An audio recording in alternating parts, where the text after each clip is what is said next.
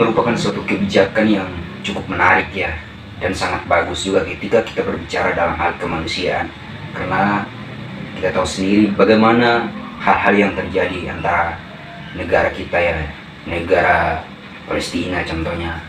Tapi begini, ketika kita melihat suatu kebijakan yang dibuat oleh Pak Prabowo mengevakuasi warga-warga yang dari negara lain bawa ke Indonesia, itu bagus kalau kita berbicara secara kemanusiaan ya. Tetapi kalau kita lihat di dalamnya bagaimana, apakah ini ya perspektif pikiran kita, contohnya bagaimana warga dalam negerinya, bagaimana ketika ada warga yang datang dari negara lain, bagaimana keadaan warga-warga di Indonesia, kan kira-kira begitu.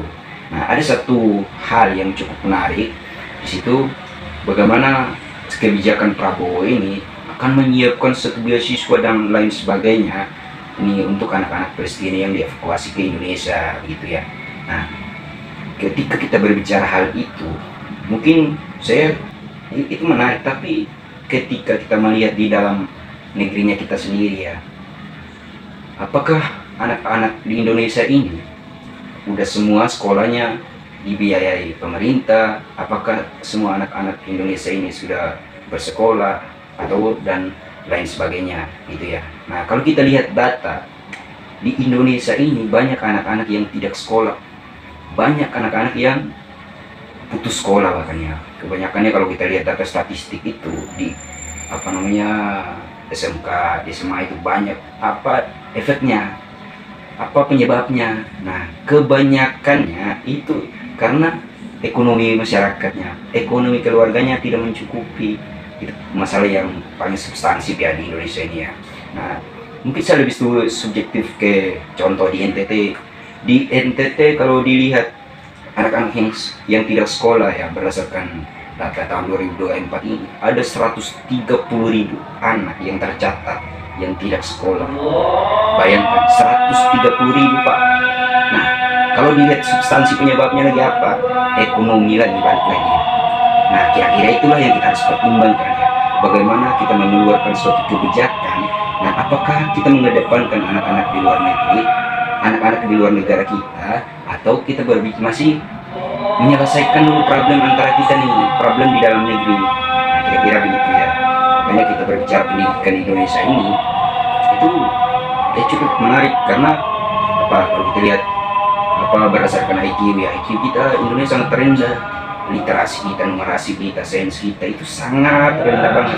Nah, itulah yang menyebabkan mungkin teman-teman yang udah belajar, teman-teman yang bersekolah, dengan semua teman-teman atau adik-adik kita yang di Indonesia ini diperhatikan, biar ketika berbicara soal SDM, literasinya nggak dibawa semua. Bukan karena kita dijajah terus akhirnya SDM kita dibawa terus. Nah, itu yang kita nggak mau kan. Jangan sampai teman-teman yang punya niat banyak Pak, yang punya niat untuk bersekolah banyak, tapi apa yang membatasi mereka? Balik lagi tadi seperti yang saya bilang, ekonominya. Nah, itulah ketika kita berbicara suatu kebijakan, di dalamnya ada suatu beasiswa yang diberikan ke anak-anak atau anak-anak yang mau sekolah. Nah, ayo kita perhatikan dulu nih masalah-masalah yang terjadi dalam negeri kita. Jadi ketika masalah di dalamnya terselesaikan, kita keluar nggak apa-apa. Kita berbicara membantu negara-negara lain, nggak apa-apa. Yang penting pondasi kita di dalam ini bagus dulu. Nah, karena masalahnya di Indonesia ini ya imperialisme. Ketika SDM-nya rendah, ketika masalah-masalah di dalamnya sangat rendah, SDM mereka, berbicara pengetahuan mereka rendah, maka gampang banget dikuasai oleh orang-orang negara lain, orang-orang negara luar. Karena itulah mental penjajah kita itu masih tinggi. Karena apa? SDM-nya di bawah. Kira-kira begitu ya kalau kita berbicara soal pendidikan. Makanya kalau kita mau ada peningkatan di dalam, jangan kita berbicara soal kemerdekaan lah. Kita memikirkan hal-hal yang lebih tidak substansi di dalam negeri.